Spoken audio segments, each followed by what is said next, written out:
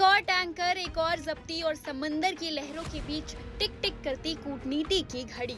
हिंद महासागर की गहराइयों से लेकर सत्ता के गलियारों तक आज सिर्फ एक ही गूंज है, अमेरिका का प्रहार। फारस की खाड़ी के पुराने अखाड़े से बहुत दूर श्रीलंका और इंडोनेशिया के बीच अमेरिकी नौसेना ने ईरान की डार्क फ्लीट पर ऐसा वार किया है कि तेहरान से लेकर वॉशिंगटन तक हड़कंप मच गया है। नाम है एमटी टिफानी, क्षमता करीब 20 लाख बैरल कच्चा तेल।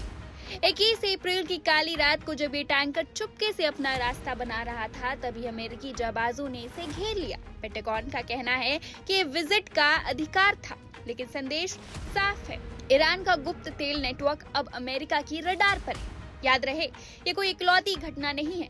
अभी कुछ दिन पहले ही एमवी टुस्का पर गोलियां चली थी और अब टिफानी की जब्ती। ये महज कार्रवाई नहीं, ये राष्ट्रपति डोनाल्ड ट्रंप की तेहरान को सीधी चेतावनी है। एक तरफ समंदर में जकड़ मजबूत हो रही है, तो दूसरी तरफ कूटनीति की सांसें फूल रही है।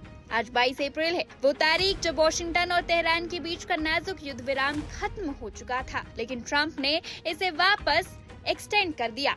ट्रंप ने साफ कर दिया है कि समझौता होगा या फिर आसमान से बम बरसेंगे। ईरान इस पूरी कार्रवाई को समुद्री डकैती कह रहा है। उसका दावा है कि अमेरिका ने समझौते की शर्तों को तार तार कर दिया है। क्या ये नई जंग की आहट है या फिर बातचीत की मेज पर ईरान को झुकाने का आखिरी दाव? देखिए इस रिपोर्ट में।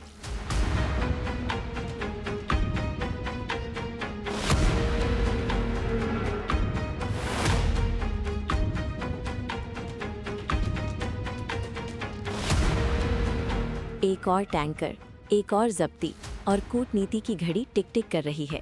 अमेरिकी नौसेना ने एक बार फिर हमला किया है और हिंद महासागर की गहराई में ईरान से जुड़े एक तेल टैंकर को पकड़कर जब्त कर लिया है। एमटी टिफनी के रूप में पहचाने गए इस जहाज को अंतर्राष्ट्रीय जल क्षेत्र में पकड़ा गया, जो फारस की खाड़ी के सामान्य संघर्ष क्षेत्रों से बहुत दूर है।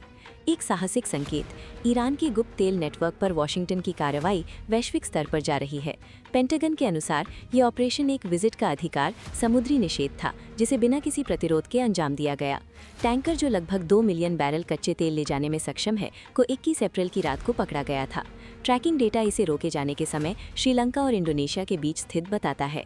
जहाज, जो ईरान के तथाकथित डार्क फ्लीट से जुड़ा है, गुप्त रूप से जहाज तेल स्थानांतरण में कथित संलिप्तता के लिए अमेरिकी प्रतिबंधों के अधीन रहा है। एक ऐसी प्रणाली जिसे प्रतिबंधों को दरकिनार करने और वैश्विक बाजारों में ईरानी तेल के प्रवाह को बनाए रखने के लिए डिजाइन किया गया है। लेकिन अब वो प्रणाली सीधे दबाव में है। और ये कोई अकेली घटना नहीं है। कुछ ही दिन पहले अमेरिका ने होर्मुज जलडमरू मध्य के पास एक और जहाज एमवी टुस्का को जब्त किया था। उस मामले में एक अमेरिकी विध्वंसक ने गोलियां चलाईं, जिसे मरीन के जहाज पर सवार होने से पहले ही जहाज खराब हो गया।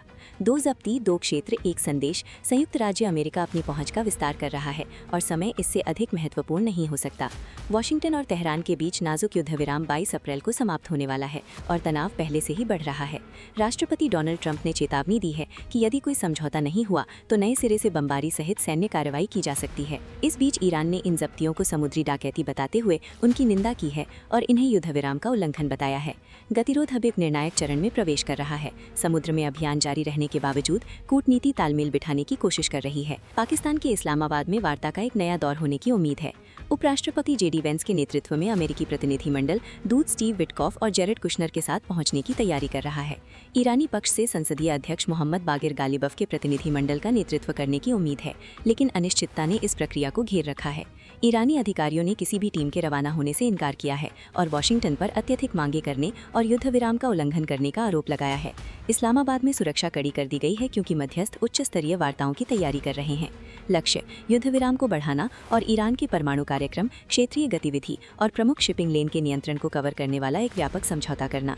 टिफनी की जब्ती से पता चलता है कि अमेरिका संघर्ष के पारंपरिक क्षेत्रों से कहीं आगे जाकर कार्रवाई करने को तैयार है, जिसका लक्ष्य न केवल दृश्यमान खतरे हैं, बल्कि ईरान के तेल निर्यात को बनाए रखने वाले छिपे हुए नेटवर्क भी हैं।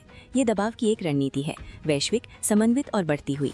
लेकिन क्या ये ईरान को बातचीत की मेज पर लाता है या क्षेत्र को संघर्ष के करीब धकेलता है, ये देखना बाकी है।